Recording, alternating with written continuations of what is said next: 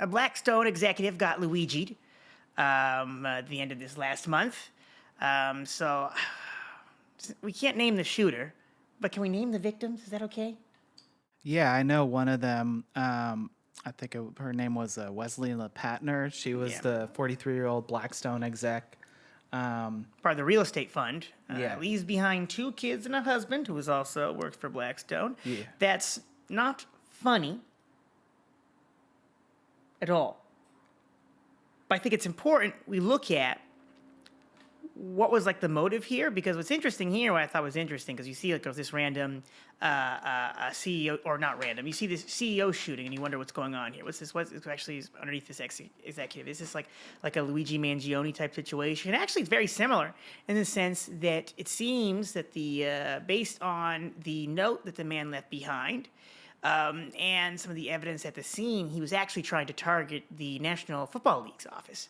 yeah. From what I read, this person like potentially had CTE, and they said that they wanted the note that they left on their persons, at least that what investigators found, said that they wanted to be examined to determine if that happened. So it's kind of like a sick twist of irony that in trying to target one corporation, they end up targeting another corporation.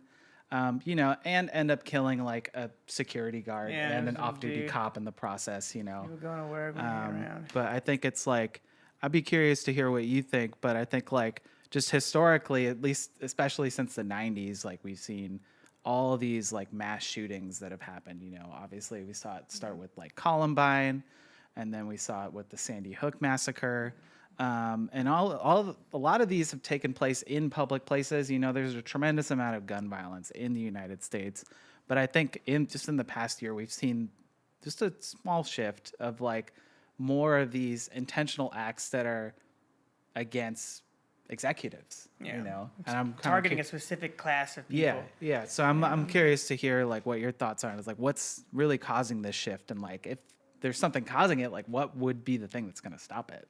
Well, I would say that we really see just sort of like these escalating contradictions in the sense that I feel we have to start with Luigi. Let's start with Luigi Mangione, who specifically was taking an activist position, right? That Yeah. he was taking a position to assassinate a man. There's a health insurance executive for this point of making a statement against this, his words, or my words, a murderous system, right? A murderous capitalist exploitative system. Yeah, right? let's be real. Most people fucking hate healthcare. Yeah, most system people in the fucking hate United States. healthcare. People didn't feel bad when the healthcare executive was assassinated, and I think people don't necessarily think that this Blackstone real estate executive getting killed is like a good thing. I don't think I haven't seen it generate the type of social buzz that Luigi Mangione's actions did.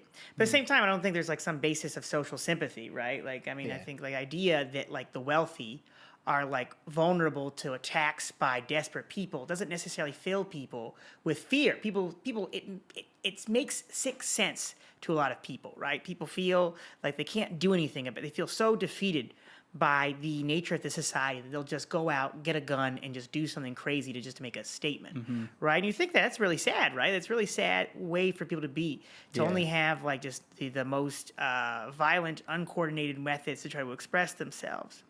Yeah, no, it's very chaotic, and it kind of reminds me of like, it was like in pre-Russian Revolution, like how like Lenin's brother tried to assassinate the Tsar. It's like, I mean, people are just so frustrated, and they see the people that are a part of the system that are oppressing them, and they don't know what to do other than just like lash out and try and target them, even though realistically, it's like, is this gonna fix stuff? Like, probably not. It's probably going to give more justification for, the type of stuff that we're talking about in the previous segment, for an increased, security presence, for more, militarized police and like surveillance and that sort of stuff.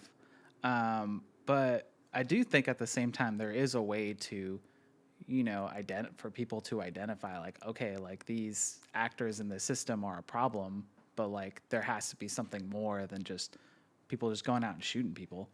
Just shooting individual people they think represent social problems, you know. Yeah. And I think, you know, like, let's take a step back, because I think we have this instance of, like, we can call it spontaneous resistance, right? It's very spontaneous. People just, these individual, uncoordinated, spontaneous political assassinations. But we take a larger step back, you know, it goes back to what you were saying when we opened up the segment about this, like, this deeply sick, violent society, right? That we are living in a society, particularly our era now, where, like, things like mass shootings, like, aren't necessarily, every person doesn't have an experience with the mass shooting of the society, but we all know that that is something that can happen. Why? Because we see it, we hear about it all the time, right? Since Columbine, for almost over 30 years, right? Over 30 years, this is a phenomenon that has been only developing. You know, I think there's a lot of different things at play. You know, you see, like, the real serious, you know, failure of our medical system to deal with mental health issues, identify that. You see the proliferation of weapons, right? So every person that has, like, a plan like this can get a hold of a firearm if they want to, even if you have individual statewide regulations. You know, people are very adamant about getting the high-powered weapons they need to do these things. Yeah. I mean, I think what I was reading when I was looking into this, it was just like, well, like, even if somebody does a background check, they don't have access to somebody's, like, medical records and their mental health, you know, history. Because, like, that's a serious thing for somebody to just have, even if they're doing a serious check into whether or not somebody should own a gun.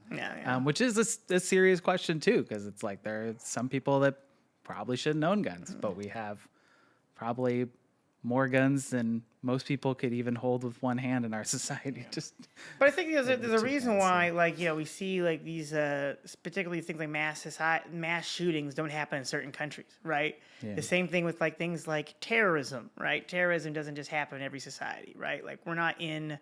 It's a good example. I don't know. When you go to Uruguay, you don't have to take your goddamn shoes off in the airport. Why? They don't have terrorism in Uruguay.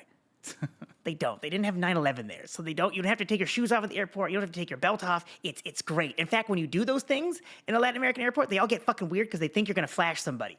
It's refreshing.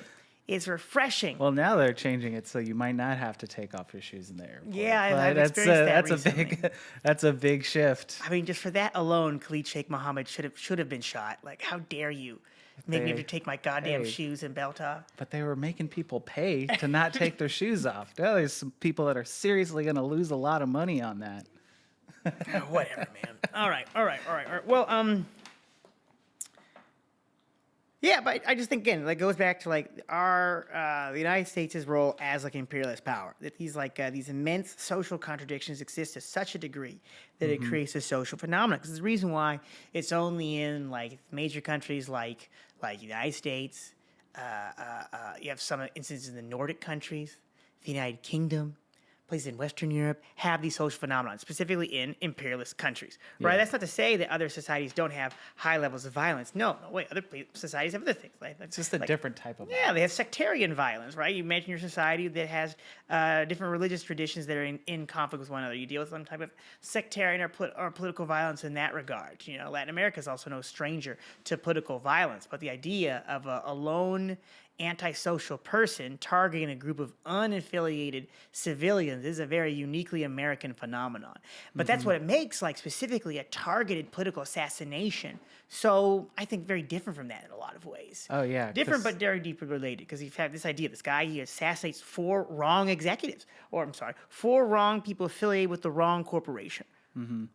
Yeah, no, definitely. I mean, I think we have in U.S. history seen a number of, like, political assassinations and attempts that have happened over time. But very little of this specific thing that we've seen a couple times within the past year.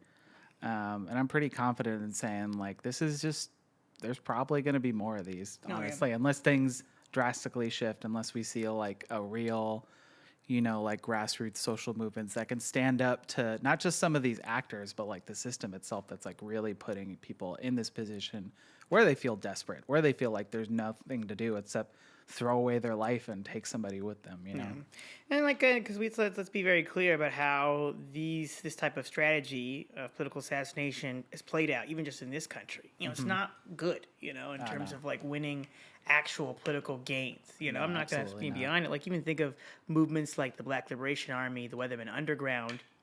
these were organizations that maybe pulled off, some daring operations. I think the Weatherman Underground, they blew up a bathroom in the Pentagon, which is, I think, funny, but not necessarily like a game-winning strategy to end all these wars. Freed right? that one guy who made acid from prison or something, but I forget his name right now. Yeah, look that up. But the Black Liberation Army, obviously they liberated Assata Shakur from prison, or some of her comrades did, right? But overall, like their methods of direct armed confrontations on police forces in the state through like bombings, targeted assassinations, bank robberies, these ultimately alienated them from the people and gave the state the perfect excuse to sort of be heavy-handed on the movement in general. And that's not to blame them for the oppression caused by the United States government. But, we have to understand that, like, when we adopt one particular strategy, we have to deal with the consequences that come up on when we adopt that strategy. So that's just the thing. Like, obviously, there's, like, a lot of young people, and you'll see people on this, see on the internet saying, oh, we need more Luigi Mangionis. And I think, well, actually, no, every Luigi Mangione is another smart young person that can't become an activist in another movement. Right, because he spends the rest of his fucking life in prison, spends the rest of his youth in and out of courtrooms.